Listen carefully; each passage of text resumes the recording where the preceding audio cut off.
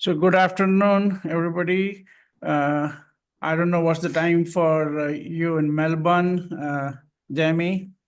I think it's Philippines 3 o'clock, 3 p.m. and India is of course 12:30.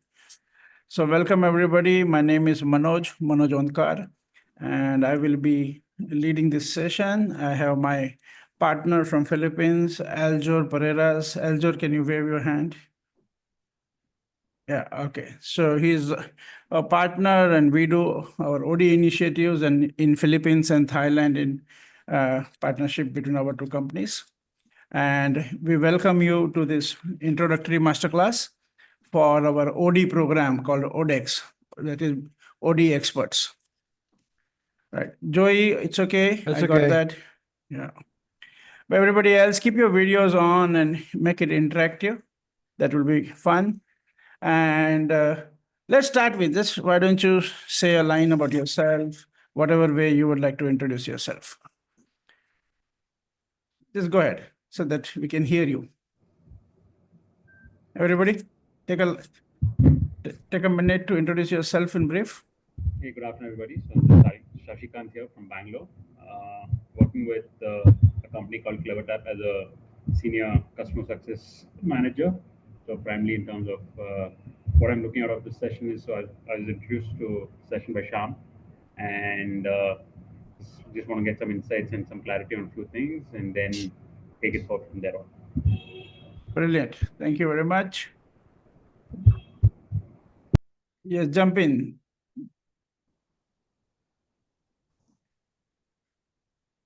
Rajesh, why don't you? Yeah, go ahead. Deepika, you go ahead, and then we'll have Rajesh.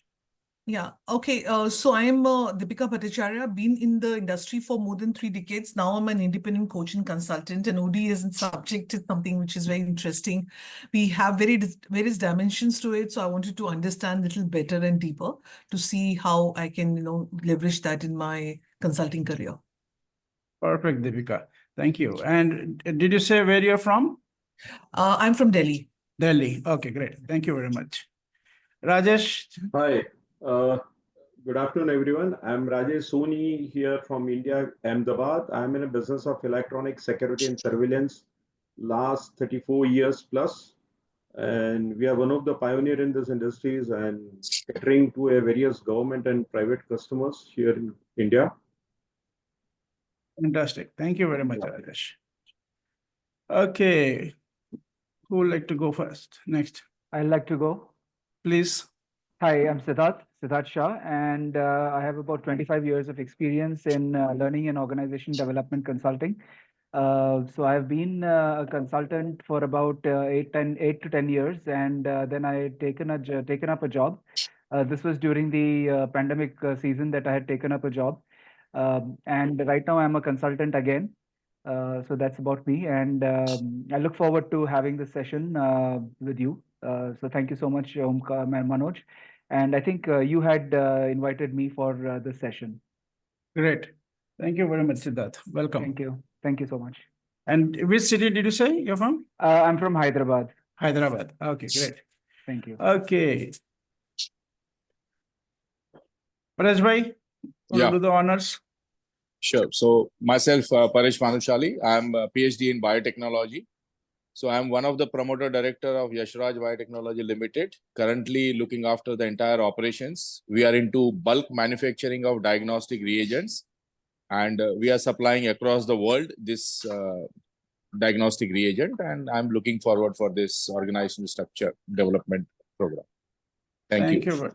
Thank you, Paresh bhai. Thank you. Okay, so now we are going to give chance to 2 more people, whosoever wants to introduce. So yes, Dr. Nelson, go ahead. Yeah, hi. Thank you for this opportunity. Welcome. Basically, I have just relocated from UK after 10 years. Worked in 5 countries in advertising and media. In UK, I was in different other fields. So currently, I had no objective, but thought let me understand what this whole thing is all about, and because I'm right now in the midst of career change, so I've just relocated 6 months in Mumbai, and now I'm going to be exploring opportunities for myself. Okay, brilliant. Thank you very much. Okay, one seat left, right? So who wants to go next? One person before we move on. Anybody? Chance? Going, gone. Okay, no problem. Next time, take the chance. Right? Chances are like that. They don't stay for long. You have to take it when they come. Okay, great. So everybody, thank you very much. And for the benefit of people who joined in little late, my name is Manoj Onkar, and we are having this introductory masterclass of our ODeX program that is for people who want to be OD experts, organization development experts. And I'm here with my partner, Aljur Pereiras from Philippines. And we are lucky to also have two of our current batch participants here. So Vandana, you can wave your hand. And, Vandana is from Mumbai, and we have Sham Sundar. We call him Sham, and he is from Bangalore. Great. So everybody, thank you very much. And this is an interactive conversation, so please feel free to ask questions anytime throughout the whole conversation. Not at the end, but anytime, right? So we actually talk together. But and look at your role as an organization leader. We are going to treat you as somebody who is an organization leader. Either it's your own organization that you're leading or you are supporting some other organization. But basically, you are interested in creating extraordinary organizations. OD is all about that, by the way. It's about transforming organizations into extraordinary organizations, long-term successful organizations. Right. So let's start with a question that we ask all our clients when we're doing OD consulting. And the first question we ask is, how long have you planned the life of your organization? Or what is the life of your organization that you're planning? So each one of you here is also an organization, even if you are a consultant, right? And of course, those who are running companies. So please answer that. Just shout out, what's the life of the organization that you're planning? You mean previously or in the future? Future, right? In terms of years, number of years.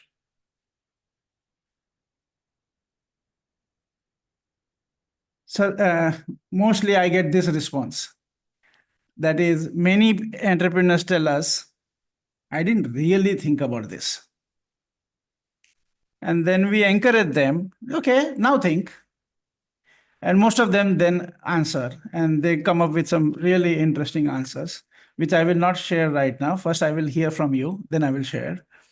Okay, so now you got enough time to think. Now shout out the number.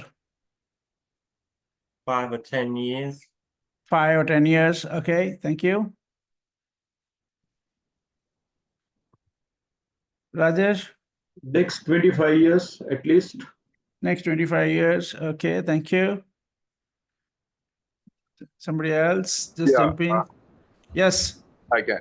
So when we started, we never thought of, that it'll go on. So like almost we are in 25 years, we have developed a fantastic, organization, but I still see that we should continue till 25 more years. It's a legacy we should continue, and we are into healthcare. So I think healthcare never dies. So yeah. Let's see.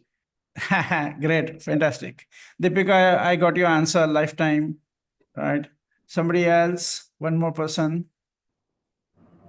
I would say about 100 years, because my daughter is also into psychology, and she's also doing her organization psychology. Right. So, and she's in her third year of BA in psychology. So I think about 100 years that I would want to exist in this market. Okay. About 50 years of my lifetime, and then about 70, 80 years of my daughter's lifetime. So that is what I would think. Okay, brilliant. Thank you very much. Yeah, most of the people, entrepreneurs, end up answering something like this, like 50 years or my lifetime. And many people say beyond my lifetime, like it should be a legacy that I leave behind, right? And yeah, Dr. Nelson, I got your answer. And I just remembered, as all of you were speaking, the organization which had the largest lifespan was a Japanese organization which had something like 1004 years. And there are many Japanese organizations who have been into multiple centuries. And long time back, I had heard of Sony. Most of you know Sony, right? Sorry. It had created a 300-year vision. Okay. So why am I saying all this here is OD is only relevant if you have a long-term game. If you are not thinking long-term, there's no point in doing organization development. It's like, so the first rule of OD, organization development, is you have to have a long-term perspective. Otherwise, you can do business in many ways and you don't have to build organizations. So let me say a little bit more about this. Most people, when you start your business, you are consumed by the everyday emergencies and the urgencies and the importance so much that if you give 48 hours every day, the business will consume it. And this work, the day-to-day or transaction, is very seducing. So it kind of consumes you. You don't even realize where the time goes. After a couple of years, you realize, oh my God, I am like fully sucked into my business. Now, inside of that day-to-day thing, sometimes you kind of steal time and work on your business model, which is the second level. So first level is your day-to-day transaction. Second level, your business model. Very rarely people take time out and do some thinking on what kind of organization are we building. And yes, if you're not having a long-term perspective, you don't need to think about it. But if you want a long-term perspective, then you have to think what kind of organization you're building. Let me add it another way. Rajesh, you don't mind you're taking your example, yeah? Yeah, sure. So your company, is it still called Cablevision? Yes, exactly. Yeah. So Cablevision is into the security systems, right? Electronic security systems. Yes. Yeah. So I'm going to say the product of Cablevision is electronic security system. Yes. Okay. Now my question is, what is the product of Rajesh Soni? And the answer is My organization is my product. Yes. As a leader, you are not known for the product of the company. That is there. That the whole organization is supposed to be. But you, as a leader, as you rightly said, your product is the kind of organization that you build. Yes. Right. And if I ask you, and I'm asking everybody, how much time you spend in these three buckets, the day-to-days, the business model, and the organization? Give me the percentage. If you look at your last 1 year, give me the percentage. How much time did you work on the day-to-day and all the things that keep coming up on your plate all the time, or the business model, or the actual what kind of organization you are building? So Mohit shared 85, 10, 5. Thank you, Mohit. Nelson, Dr. Nelson is saying day-to-day almost all the time. Somebody?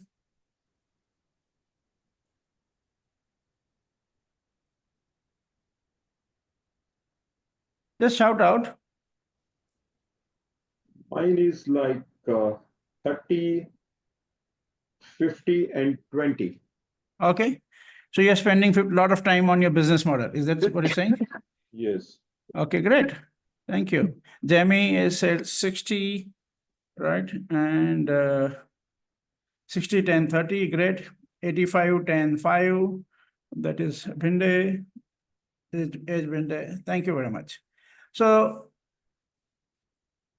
I hope I'm driving the message home that as a leader, your job is to spend maximum time in organization development, right? Let's say 50% of the time. And why? Because if you don't do it, there is nobody in your organization who's going to do it. Rajesh, do you have anybody else who's going to do it? No. That's how it is in most organizations. And Paresh bhai, I know you have a lot of other people and you might be having other leaders. But what do you think? What do you think? If you are not investing, I still spend 60% in day to day. Yeah, true. Yeah. No, and my question is, if you don't drive focusing on the organization building, are there enough leaders who will drive it? Yeah, we have, but we still, as a organizational leader, we have to, spend a good amount of time to develop the organization. Yeah. True. So that is the main point, that all of us, wherever we are, we need to start looking at, am I investing enough time on organization development? What kind of organization I am building? And some of you here are consultants and coaches, and the same question. What kind of organization you are building? Because you are also building an organization. Okay. And then, of course, if you're coaching other people, they're also, again, how much time are you investing? I know of coaches and consultants who, even with their clients, they spend more time on the day-to-day and the business model and don't spend enough time on the organization development of their clients also. So that is kind of a blind spot for more people. Okay, so having said that, now let's look at what are the key elements of organization development and what are the key elements for creating extraordinary organizations. And I'm just going to share a slide just for helping you to kind of paint a picture for yourself. Just 1 second.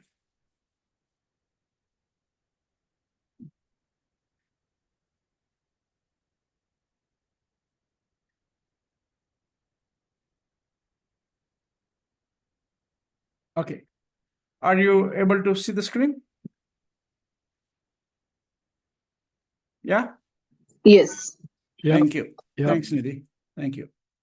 So these are the key elements of OD and for creating extraordinary organizations. Each one is an ocean in itself. Okay, so it's not like, okay, one tick mark, but let's look at what are these key dimensions. So first and foremost is transforming leadership. Then is transforming culture. And I'm going to talk a little bit more about all of them, but let me first just touch base with them. So first is transforming leadership, then second is transforming culture, third is breakthrough competitive strategy, fourth is strategy execution, fifth is talent management. Everything. Now there are many more things, of course, right? So there is innovation and there is customer service and there is your finance management and a lot of other dimensions. But these are the 5 pillars on which you build extraordinary organization. Take a moment to just get this, like a print a mental picture, right? So transforming leadership, transforming culture, breakthrough competitive strategy, strategy execution, talent management. Okay, so let's look at each one of them. And then I'm going to ask you to score your organization, okay, on those parameters. And it is only for your own reference. So what we mean by transforming leadership? Couple of things. One is we are not interested in leaders. Let me stop the screen share.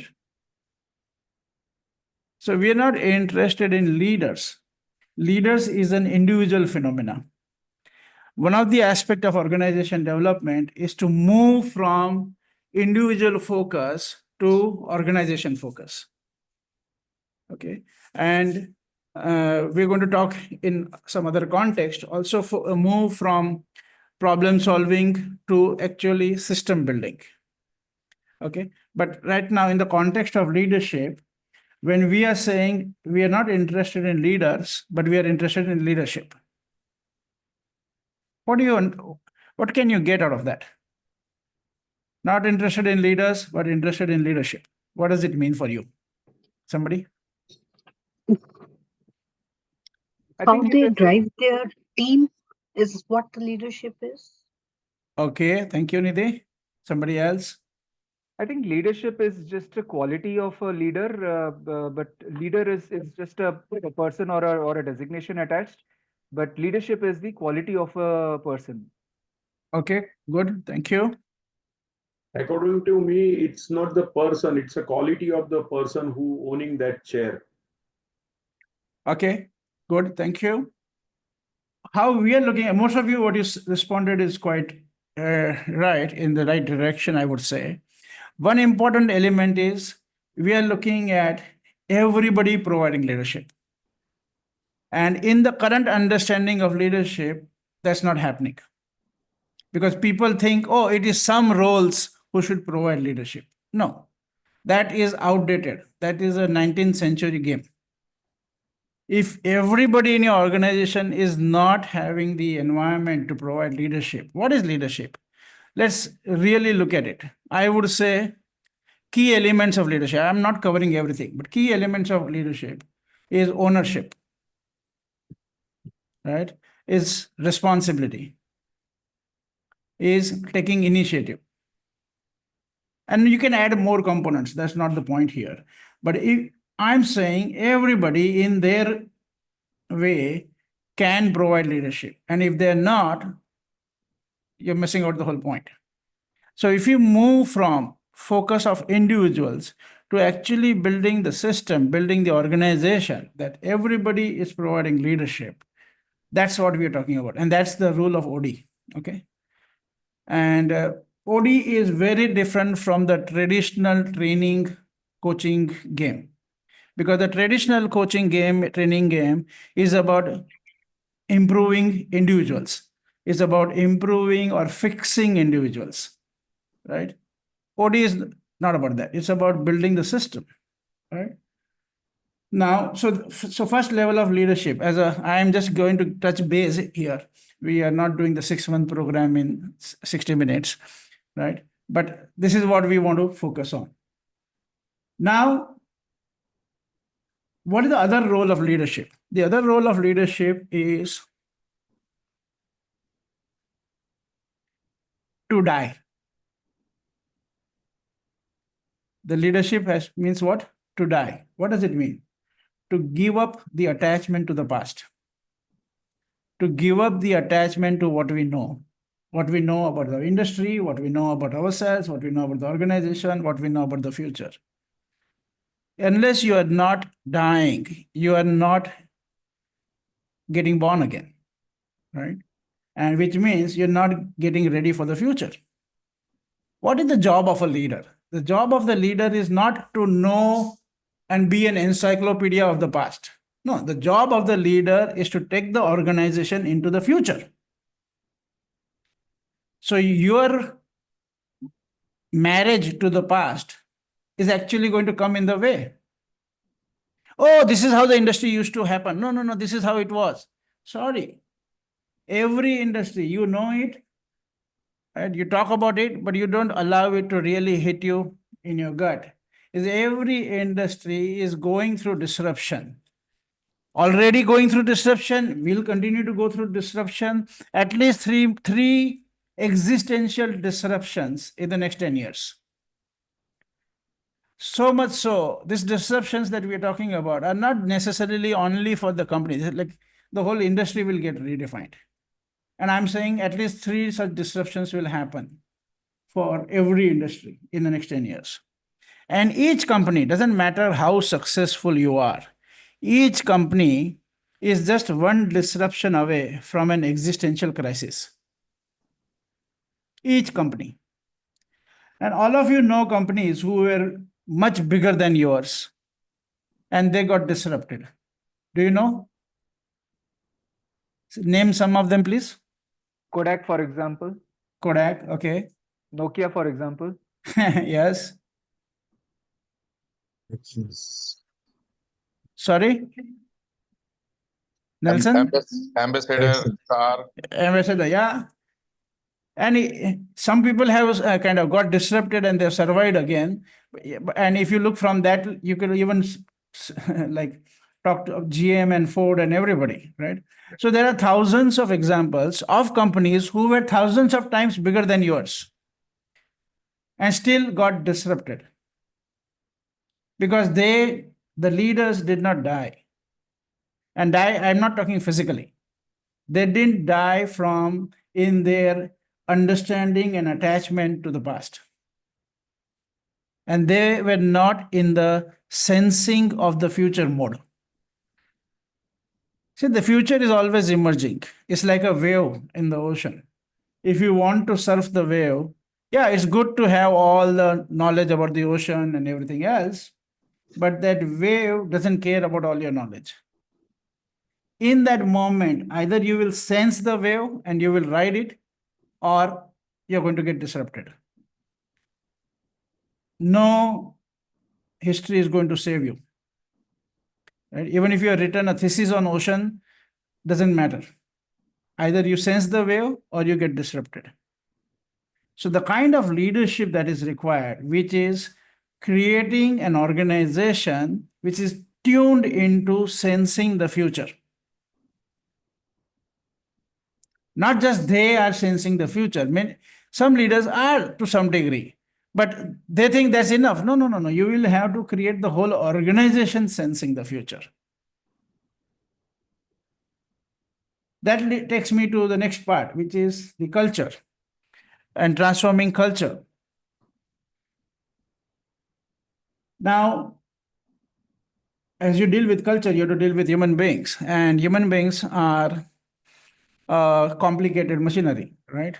In different forms. So there are a lot of illusions that we have. One of the illusion is we listen.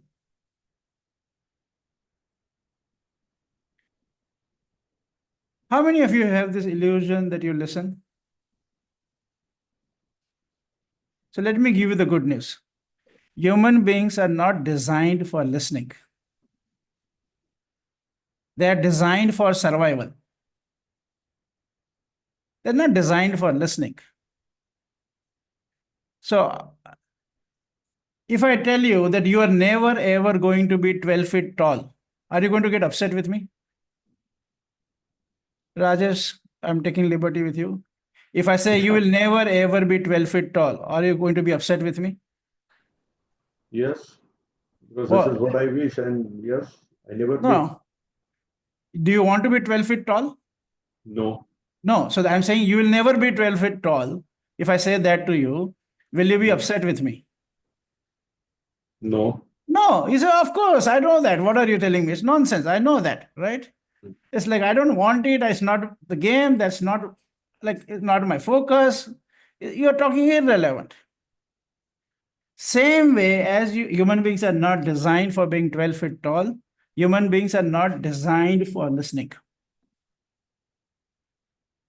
Okay. But we get upset because we have this illusion that human beings should listen.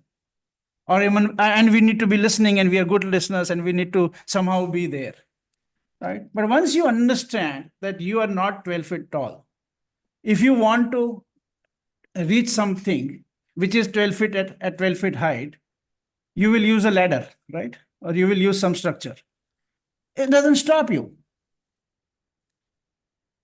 But we don't do that with listening because we think we know listening. So we don't use any mechanism to allow us to really listen because we are trapped in this illusion that we are listeners. Right? Nobody listens. Human beings, nobody. 8 billion people. Right? Nobody listens. Nobody is designed for listening. We hear things, but I don't think we listen. That's yeah, true. Yeah. And I'm talking about deep listening. This is a leadership conversation, right? Absolutely right. So we are talking about deep listening, right? Yeah, and we are trying to, insist that everybody listen us what we say then. Yeah, without realizing that nobody is listening. Yeah. Nobody is designed for listening, right? Yeah. Okay, got it. So why do human beings have this illusion of listening? Is the way we are programmed. Imagine that you are in a circular room and there are windows all across, but they are closed and the curtains are pulled, right? And you're sitting in the middle of the room and there is a projector besides you. And the projector is projecting stuff and it has the audio and video and everything. And you're watching it and it's interesting and it's like fully kind of gets you engulfed, engrossed, everything. So you're seeing, let's say you're seeing a film, your whole life. You know what is the name of the film that you're seeing? It's called The Reality. So the name of your film is The Reality, right? And what you don't realize is this projector is actually connected to your brain. So you are watching this film and it's called The Reality. So you have all the answers, right? Now, when your team member or customer or spouse or somebody else that you're talking to them, very soon you realize, what, like, this is so surprising. How come they don't understand? This is the reality. And the reason they don't understand is because they are in their room watching the film, another film, unfortunately, which has the same name called The Reality. So they are getting so, Rajesh is otherwise intelligent. Why can't he understand this reality? And you're saying my staff is otherwise intelligent. Why can't they understand this reality?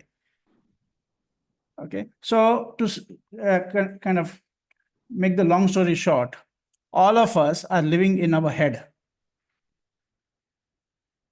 And if you want an organization, if you want teamwork, you want culture, you want to build anything, you will have to create an environment where you and everybody around you get out of their head and discover the world newly, discover the customers newly, discover the industry newly, discover each other newly. And you'll be surprised. So I'm going to pause with one example. We're working with an education institution. They have 35 institutions under their group. And the team was the heads of all these institutions. And we did an intervention with them. And as a part of that intervention, they were trained in certain deep listening practices that we do in the program. And then they were asked to interact with the staff, with the students, and with the parents. And I was actually watching them as they were going through those exercises with these people. But after the whole exercise, we asked them, okay, what happened? They said, we thought we are the best school in town. But we had no idea of what our stakeholders are actually expecting from us.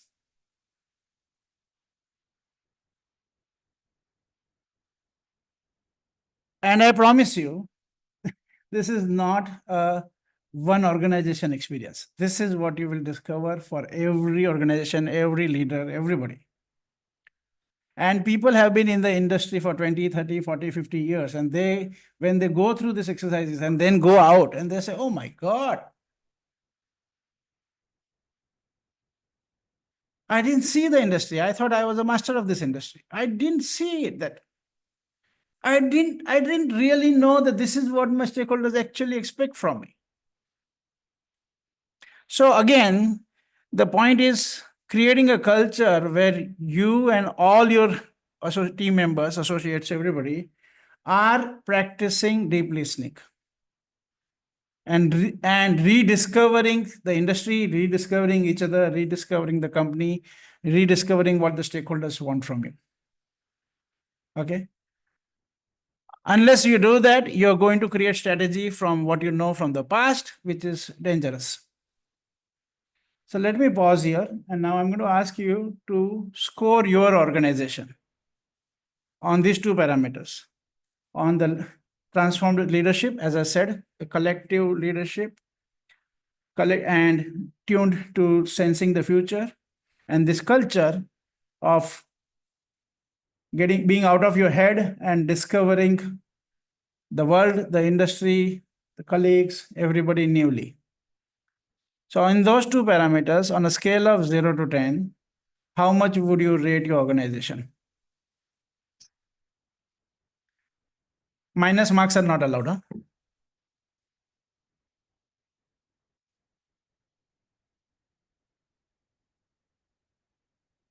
Okay.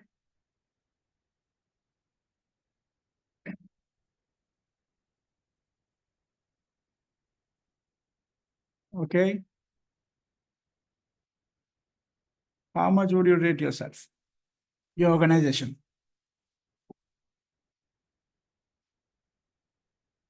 I would say But 0 or 1. 0 or 1. Okay. Thank you. Thanks, Siddharth. Everybody, if you can get your video on, please do that. Okay. This becomes interactive. Otherwise, it is a lecture, right? And I don't like lectures. Rajesh, thank you. For Deepika, 3 to 5. Thank you.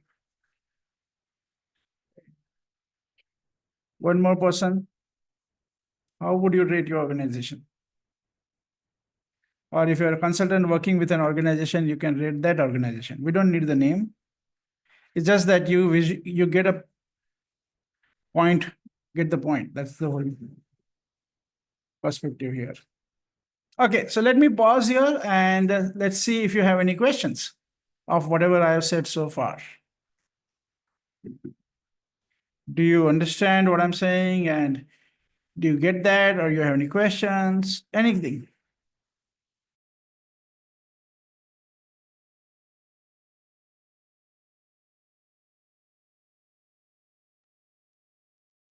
Sir, in the slide before, Yeah, Harshvardhan. yeah, there are, you said mentioned pillars, right? Leadership, then team management and everything. Yeah, Yeah, like yes. for that, maybe the order, like, can we take the order irregularly or from the above to below? Because first, like talent requirements, like from what I remember is first is talent resourcing, right? So No, talent is in the sequence that we are shown. We're starting from leadership. yeah, like I was Leadership, saying, culture, yeah. strategy, execution, and talent management. Yeah. Rather than going from leadership, why not from talent management to, yeah, I was asking that one. As OD, we work with leaders. Okay, yeah, correct. Right. Got it, yeah. So either we talk to the leader in the organization or we don't do anything. So this Okay. is about ODeX, right? OD consulting or Yes, OD assignment. So it starts with leadership. Okay. Thank you. Okay, somebody else. And somebody who joined in right now, welcome. And again, requesting everybody, if you can get your videos on, that would be great. Okay. So Manoj, just one question here. Yeah, Deepika. In terms of OD practice, one of the things in the leadership and transforming culture is also looking at aligning your purpose, vision, mission. All of that will also be a part of these areas which you work with. Yes, definitely. Okay. But we say to people that mostly when people contact us saying we want to do a vision workshop or we want to do some strategy workshop, right? We politely tell them that they're not qualified to do vision and they're not qualified to talk strategy. Because if they're only listening to their head, what's the point of the vision? If you are in your head, you are going to create a vision from what you know. And mostly the future that people imagine is an extrapolation of the past that they know. Okay. Right? So first we train them into this deep listening, get them to go out in the world and actually see the world, like see the world newly, see all the stakeholders newly. And then after that, then we work with them on creating their vision and other stuff. Makes sense. Thank you. Yeah. So generally, when they Can I have contact us for a 2-day workshop, it ultimately ends up becoming a 3-month initiative at least, just to articulate their purpose and vision. So can I ask a Yep. question? Sure. So right now I don't have any organization or anything, though I had registered a company some years ago. I haven't done anything on it, but Yeah. right now I'm planning to start on a community project. Hmm. So if I have to now, because I'm starting from ground zero, yeah. So what would be your advice in terms of this? So do I need to go with the research first, based on what you're saying? what are you planning to do? I am not sure of that. It's just trying to get my community together and engage with each other. I don't understand. So basically, I'm originally from Goa, but born and bred in Mumbai. So I'm Right. just going to be engaging the Goan community Hmm. to interact with each other and get them onto to engage with each other on some platform. Yeah, but it's like, what's the long-term game? Long-term gain is that the community will be together and they will be engaged with each other, will be helping each other, will be learning from each other, will be all of that. Okay. So I would say that start interacting with people and to create a long-term game which has some bigger objectives, right? And then start looking at how to build the organization.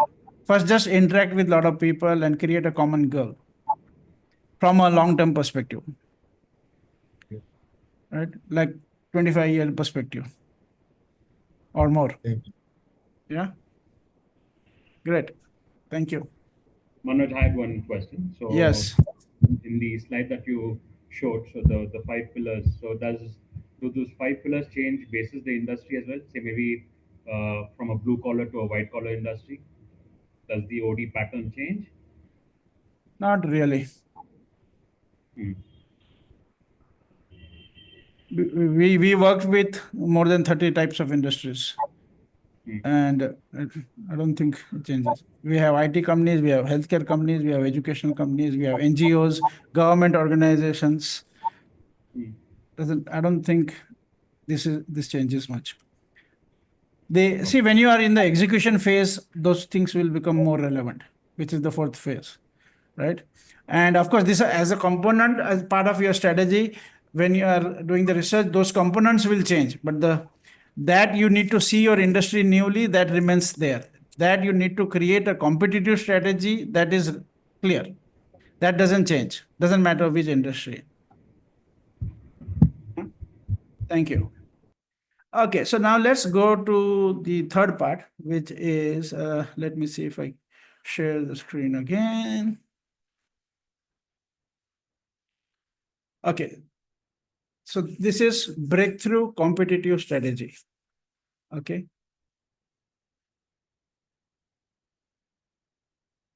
So let's look at what is the most important word in the world of strategy.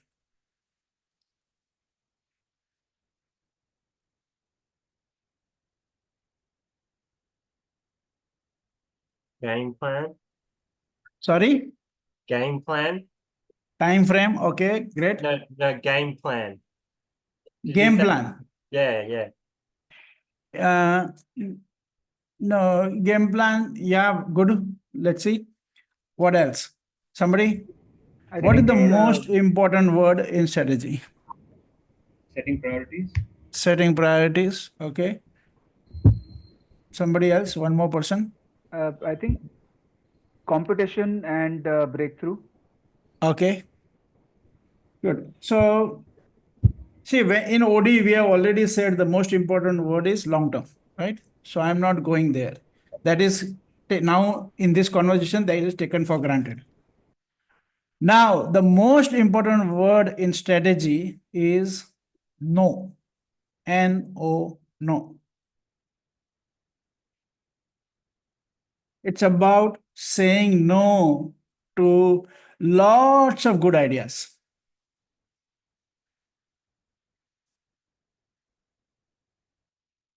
It's about saying no to almost everything.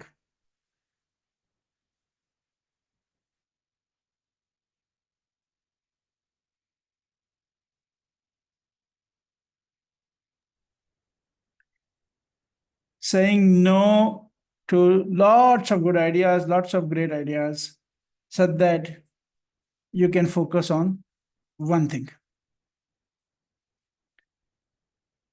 So strategy is about saying no. What is the job of the strategy? So forget how to create the strategy, but what is the job of the strategy?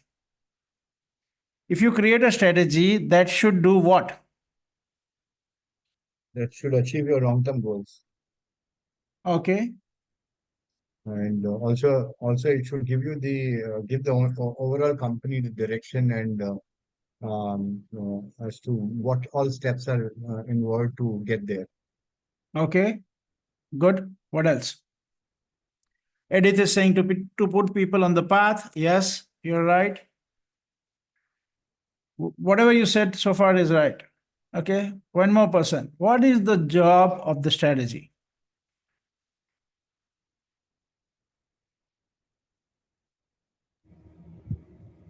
Meeting long and short-term goals. Yes, valid. Consider, yeah, go ahead. Somebody was speaking. Yeah, Rajesh. Follow what your vision is like, what your vision is defined from the day one. So the strategy is like, to move on your vision. Okay. Yes, valid. Whatever all of you have said is valid, but let me add one dimension. The job of the strategy is to make your organization unique in the eyes of the customer. The job of the strategy is to make your organization unique in the eyes of the customer. Now, many people think they are unique, which may be valid from their own perspective. But we are not looking at your perspective. We are looking at your organization being unique from the eyes of the customer. Because if you are not unique and if you do not have a sustainable competitive advantage, then you are a commodity. So the real choice is either be unique or be a commodity. And the moment you become a commodity, what happens? Somebody tell me what happens when your product, your services no become edge a over the commodity. others and everybody treats you like any other company. Yeah, no edge over the others, and you're easily replaceable. Perishable. Yeah, become a me too. Are you going to get a premium? Difficult, right? Driven by price factor only. Yeah, price, and they will squeeze you on terms and conditions and a lot of stuff, right? And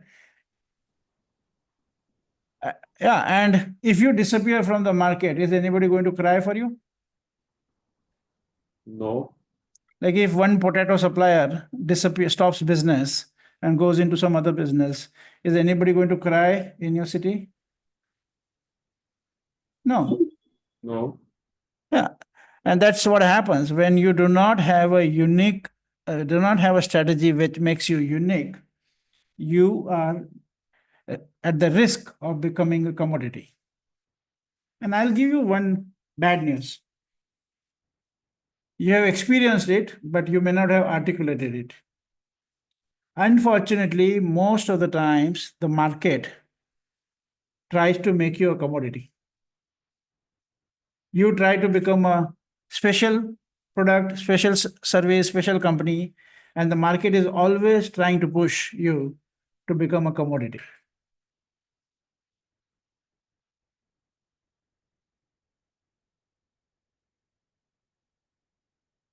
How many of you experienced that? That market is like gravity, is always trying to push you to be a commodity. Yeah. Yes. Like they will say, oh, like, what's the price of your product? Okay.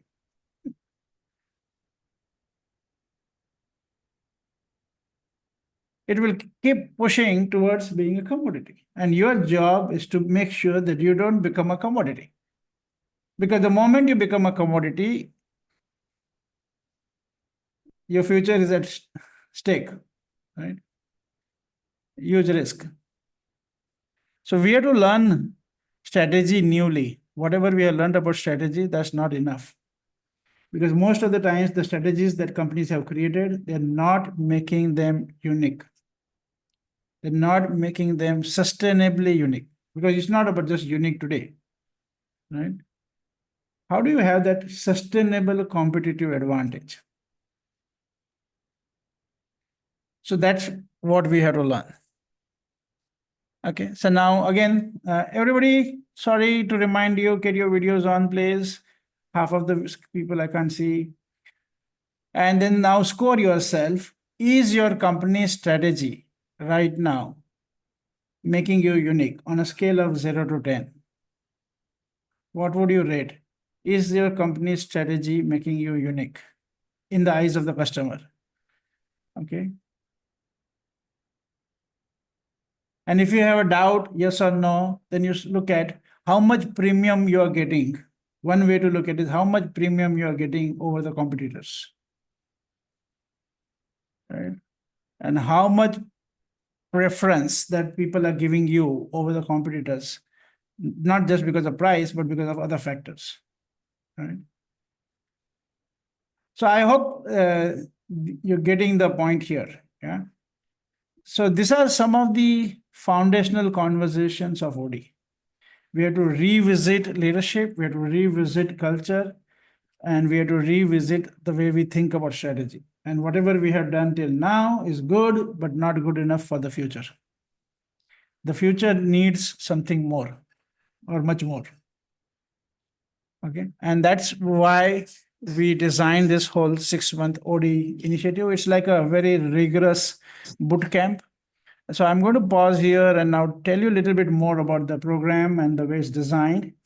So it's a 6-month rigorous hands-on program, practical, all implementation oriented, action oriented.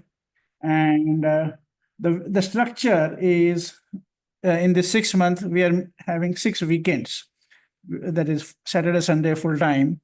And out of those 6 weekends, the people will have, so they're online weekends, but people will have an option to come in person. So we will be creating that flexibility where some people who want to come in person, we will have 3 weekends where we'll also have in-person weekends as a choice, as an option.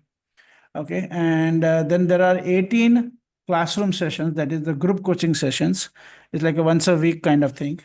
And those are for 2 hours.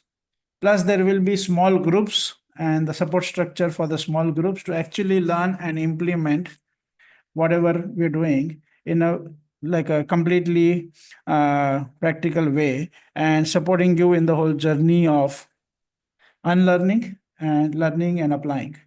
And this program is on the principles of learning by doing, which means the more you do, the more you learn.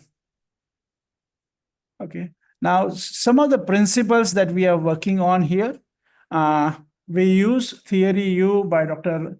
Otto Scharmer of MIT to help us in the transformation of the leadership and the culture. We use Competitive Strategy by Michael Porter and Roger L. Martin to help you to think strategically. We use a very time-trusted mechanism of the Balance Scorecard to help you with the execution. I have not talked about the execution, but that.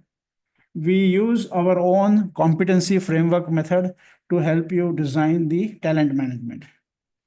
So most of the work that we are doing, these are all globally tested, working with hundreds and thousands of companies. And we have put all of them in a package in a way that you can learn and implement it immediately as you are learning, can immediately implement. So you attend a session, at the end of the session, you start your implementation. You don't have to wait for the end of the program. You're actually in action. And yeah, so that's the whole mechanism for the 6 months. It's starting from 4th of January. And that will be our cohort, 3rd cohort. And this is, we are calling this as an Asia batch because we are over and above people from India and Philippines. We are also expecting a couple of people from other countries to join in. Okay. So this is a little bit background of the OD program. Most of you, when you received the invitation for the program, that is the calendar invite, if you've seen the calendar invite, you also had a brochure included in that.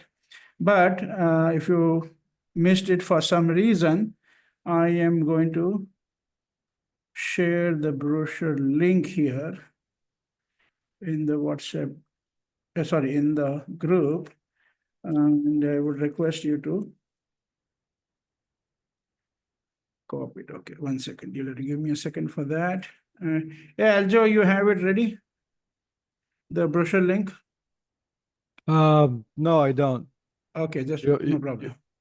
I'll do that. Just in the meanwhile, if you have any questions or you want to reflect on what does it mean for your organization if you were to transform your leadership, culture, and strategic thinking, what would it be? I think that's the question I would like to give you right now. If you were to transform the leadership, culture, and strategic thinking as in the direction that I am pointing at, what would it mean for your organization? So please reflect and respond.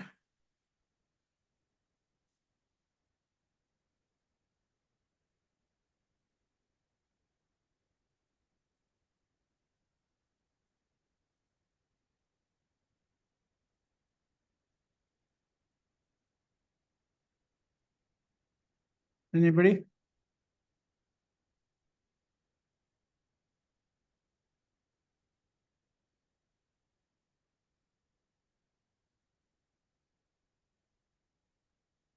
What would it look like in your organization if you were to transform the leadership, the culture, and the strategic thinking in the direction that we have been discussing on this call?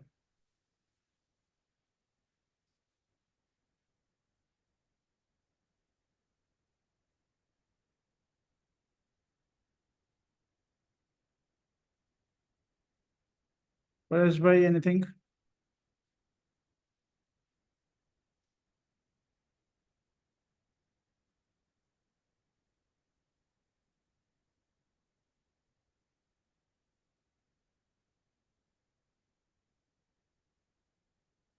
You're on mute if you're saying something.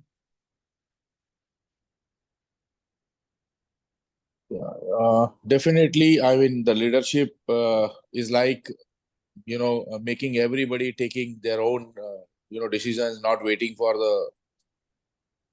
the senior leadership in focus. So definitely a 3-year or a 5-year plan strategy to, take the company thinking in a forward direction. I think this leadership cultural shift is, I think, utmost important, and definitely it will have impact. Right. And if everybody kind of started getting out of their head and got into a listening, learning mode, Yeah. right, and a collaboration and co-creation mode, right? Yeah. Do you see that it could alter the future for the organization? Definitely, I think this will definitely have a deeper impact on thinking. Yeah. Thank you. We are really interested in organizations being able to grow 10x and even 100x, but it will only happen on the foundation of a new era of leadership, new era of culture, and new era of strategic thinking. Rajesh, am I making sense?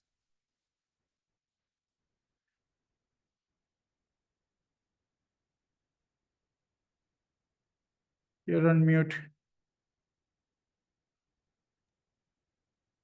Yes, what you mean, what you say, it means lot. And I'm just, like inner inquiring on that portion. Yeah. Right. Okay, thank you. And you know that it will not mean just your transformation. You have always been interested in just in your transformation, which is great, but you will have to now look at the transformation of the organization. Yeah. So I need your sometimes on that because I'm passing through certain phase where I'm really confused. What should I do further for my organization? So I would Yeah, request you you should. to give me some personal time to discuss on that part. Sure, sure. Always. Always. Okay, so everybody, if you're on your computer, you can download the brochure that I have sent How do you. I- Right, everybody, please do that. And also technology is always going to be doing mischief at the wrong time.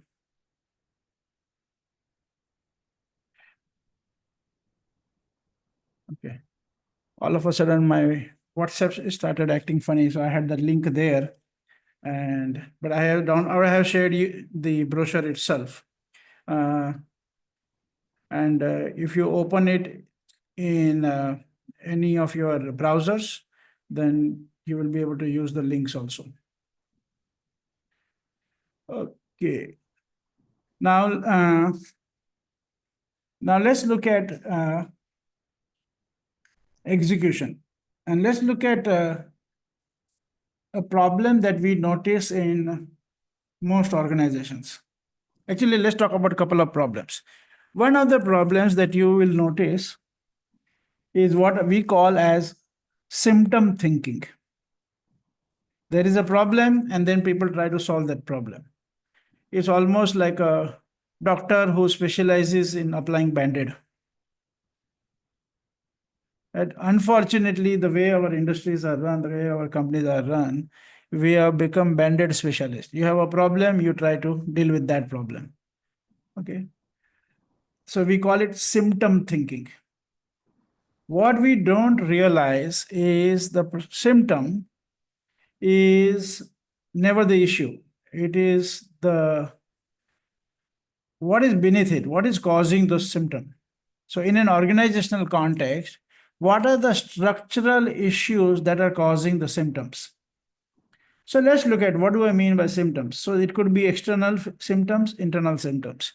External symptoms could be like your market share, or your competitive position, or how your customers are valuing you or not valuing you, right? Your position in the market, and the sales and the revenue and the profitability and all those things. So that is one part of the symptoms that you deal with. The other part could be internal, in terms of your R&D, is enough new production coming in, that customer satisfaction, the whole internal mechanism for customer satisfaction, or things like very important things like engagement, employee engagement, attrition.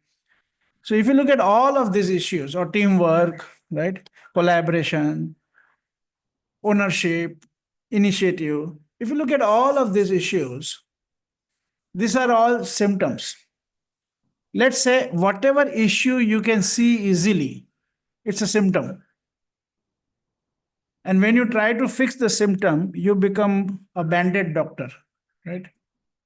A doctor who specializes in applying Band-Aid. You don't really want to become that kind of a doctor. Okay.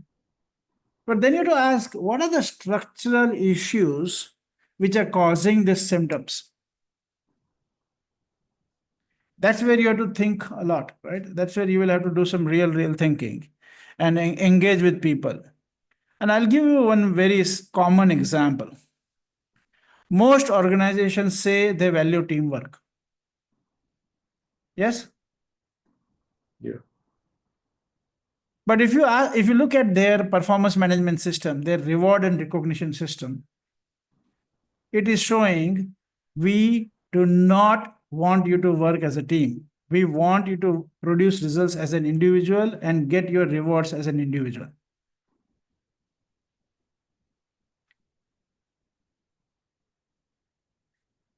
Most companies say, oh, we want great people in our company. Okay. And if you look at their recruitment system and the whole design of their recruitment system, it shows two things. One is they don't know what they want. Second, they don't know how to evaluate what they want. Third, they say, oh, we want our people to grow. No. You ask managers, what do they really want? They don't want people to grow. The whole system of supervision is designed as do what we want you to do. You say you want leadership, you say you want initiative, but is the organization actually designed for that? How many times can somebody in your company go to their supervisor and give a crazy idea without being shot?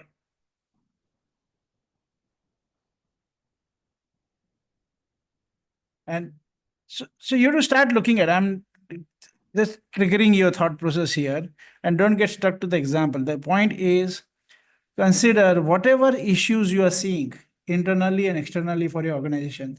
All those issues, please label them as symptoms. And first rule of OD is don't treat symptoms.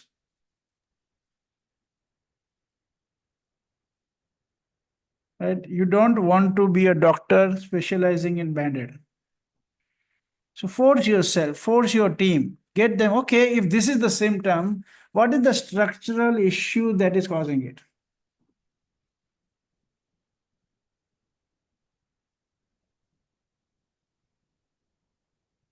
If we are losing market share, what are the structural issues which are causing it?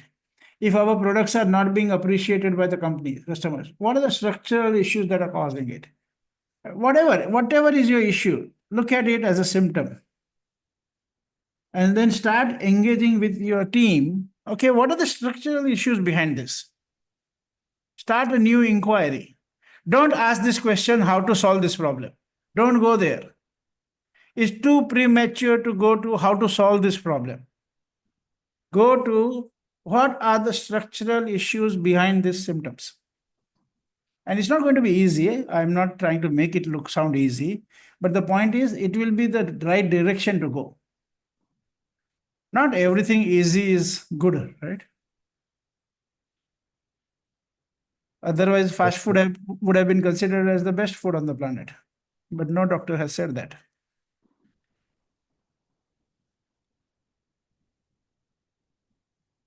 Okay, so so one is we have to deal with, if you're serious about building an organization, you have to create a culture, create the whole mechanism where you don't deal with symptoms, you go to the structural issues. So that's another part of OD that we have to look at. Okay, now the main problem that I wanted to talk about is, consider that in most organizations, the vision, the strategy, the execution, and the talent management are managed as if they are 4 different organizations. It's like saying, I want to go and win the Hockey World Cup.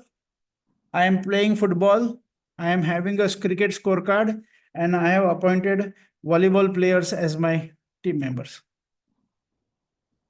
That's how funny we are in the way we run organization. The vision, the strategy, the execution, and the talent management do not speak to each other. They're not synchronized. Can you prove in your organization that your performance management system is actually supporting your strategy?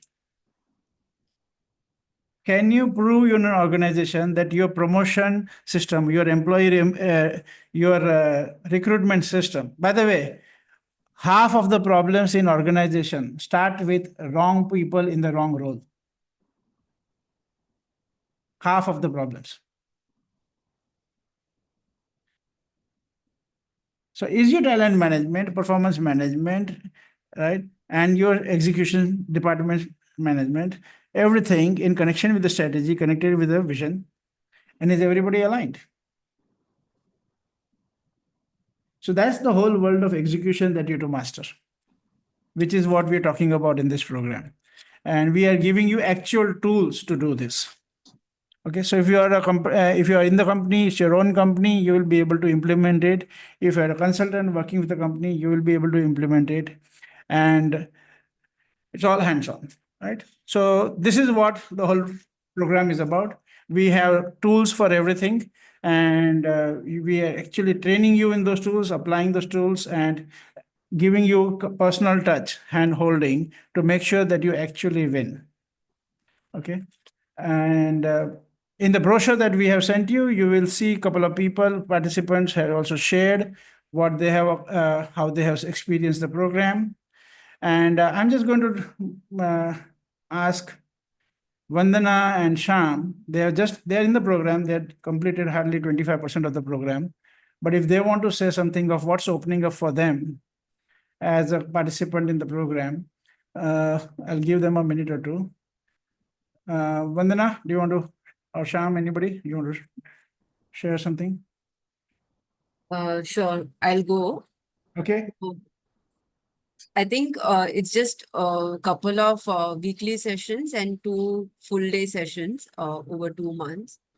The tools which are the first part of the program is it's very, very practical. It's not all theory. So whatever we are learning, we're actually executing every day in our day-to-day work. So it's not just something, we are just learning concepts.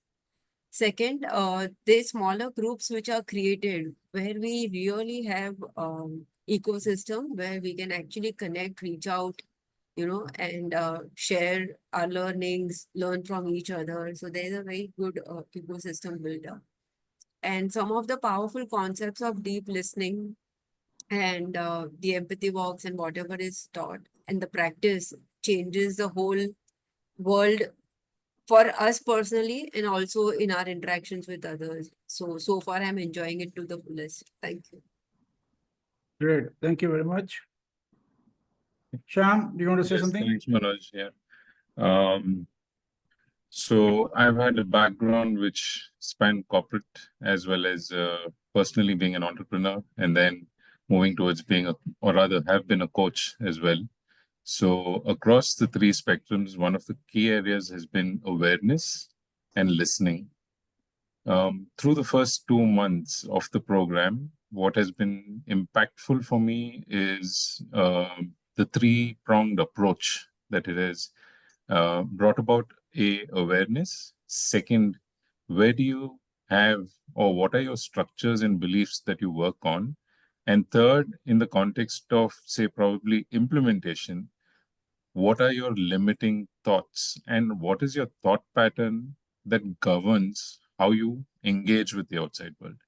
Now, for me, this is very essential from a point of being a coach because I am interacting with individuals across different industries, and usually there is a notion that you need to have all the relevant expertise before you can engage in a consulting engagement. Fundamental shifts have happened in terms of thinking, listening, and enabling others to draw up plans, which is practical, real, and sensing it from a future which is possible. So for me, this program has been beneficial on a whole new level where I was under the view to begin with coaching, and then OD consulting will follow in terms of executive coaching or business coaching. But now it is the other way around where I see OD consulting and business coaching being a value add to it. Right. Thanks, Manoj. Okay, great. Thank you very much. And I'll just say in one line, which Sham didn't say, is he joined 2 months back with one idea about his profession. And now that whole idea has changed, his profession is changing, and his brain is getting rewired. So right now he's in a transition phase where the brain is getting rewired. And that's what will happen for each one of us. We have to rewire our brain to be able to see the industry differently, see the company differently, see our role differently. I'll share a couple of examples. One is, so I started consulting, by the way, in 1994. Okay, so it's just been 30 years in this field of different forms. And one of the organizations that I started consulting in the initial phase was this education institution. And we got associated with them when they had the idea of creating an education institution. And from that time, we worked with them over a period of 10 years. And now they are a renowned, highly recognized, respected group with 35 plus institutions and a huge presence in the market. I also had the opportunity to work with NIS Sparta, which was at one time Asia's largest training company. And earlier it was part of the NIIT group and then the Reliance group. And we worked with with the companies, but also my role was to train and manage more than 125 trainers. And we created whole new methodologies of supporting companies. The other part of my exposure has been I have been a global in the past. I have been a global faculty with Landmark Education. I invested around 20 years there, as most of it as a volunteer. Had the opportunity to train more than 50,000 or maybe even a lakh of people. Trained and developed more than 100 trainers and coaches in that, and as part of Deepika, I had two stints. I was in my first stint, I was there from 2004 to 2008 with the Reliance project. And then I was in 2013 to 15 to when we wanted to rebuild NS as a phase 2. And oh, okay. So you were from 92 to 2001, right? Yeah. And one of our big success stories that we are very fond of, I would say two right now. One is a company that we worked with in Thailand, and this was during COVID. So we did all the consulting online, okay? And because there was no way to travel there. And in these 3 years, this was a 60-year-old company. It got transformed so much using all of the same principles that it got awarded by their prime minister as the best managed small and medium enterprise. And every year from that time, they have been getting awards and they have become a big kind of celebrity in their circles. So that, and I'll just share one more recent development. We did some consulting for, a consulting for a year. The consulting is still on for a very small IT company, which was like 4 or 5 crores in revenue. And in 1.5 years, they are now at around 15 crores plus revenue. And they got a valuation of 30 crores, not valuation of 30 crores.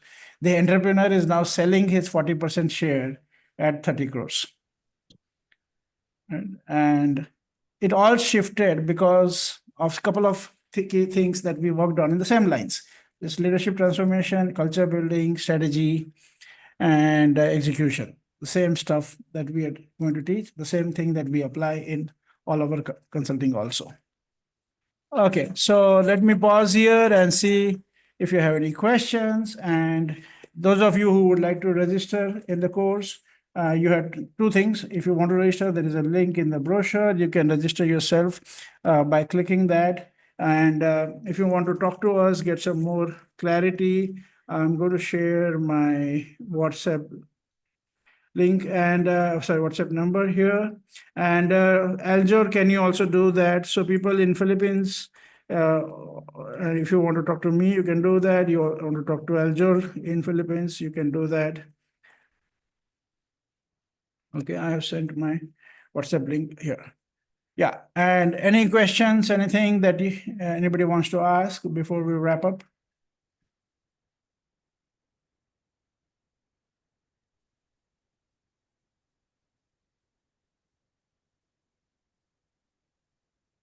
Manoj Patel, anything for you? Yeah, go ahead. Somebody was saying something. Yeah. So the question is, like as you mentioned, most of the companies they have this structure which don't allow all of these flexibilities. So I can see that the implementation of all that you're saying is only possible for new companies where they're open to, because most of the companies, their structure is like that they don't want anybody to be smarter than what they have devised for No, them. I will say, Dr. Nelson, we worked with companies with 60 years, right? 60-year-old companies. Right now, one of our participant, he is MD of a 99-year-old company. Okay. So what you need for transformation is that the leadership is interested and committed. It doesn't matter. It doesn't matter what size. It doesn't matter what industry. It doesn't matter anything. Right? I'm sharing from my experience of so many years.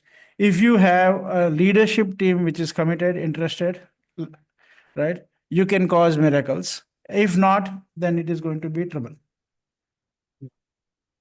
Okay. Correct. Everything else we have, all the tools we have, all the methodologies we have. You just need a partnership with the leadership team. That's all. Don't need anything else. Right? We promise to the MDs that if you and I partner, miracles are guaranteed. But if we are not together on one page, then then there's no point really. Yeah. All right. So that's what you should look at. If you are going into consulting, that's what you should look at. Thank you. Yep. Okay, everybody. Last chance if you want to ask questions or say something. And Vandana, go ahead. I think one very important part of the program is also when you also see the My Real Reality and that concept itself, one concepts. I think a lot to learn individually for all us also to like make shifts. Because once you shift, everything around you shifts. And that's the power of the program, according to me. Because we have also created our own realities and we are just so obsessed with it. Right. Fantastic. Thank you very much for sharing that. And everybody, thank you very much for your time. I hope the session was useful for you, worth your time, and be in touch if you want any support. And if you want to register, the links are there. If you need any support, please reach out. Thank you very much. Take care. Manoj, Thank just you a very much. question. Nidhi. Would you share a recording of this session with us? No, we don't. Sorry, this session. This session you can get. Can you send me a message on by WhatsApp? I will send it. We'll send the link to you. Sure. Thank you so much. Okay, great. Thank you very much. Thank you. Yeah, thank you. Thank you all. Thank Do you you. have a Take care. WhatsApp group or something where you are adding us all on there? No, not really. For the people who join the program, there is a WhatsApp group, not separately right now. Okay. Right now, we don't have. Okay. Thank you. Yeah. But if you get in touch, send a connection. If you connect with me on WhatsApp or LinkedIn, then you will get information of what we're doing. Yeah, that's why I wanted to ask. Yeah, just send me a message on WhatsApp and I will include you in that list. Yeah. Thank you very much. Welcome. Thank you. Thank you.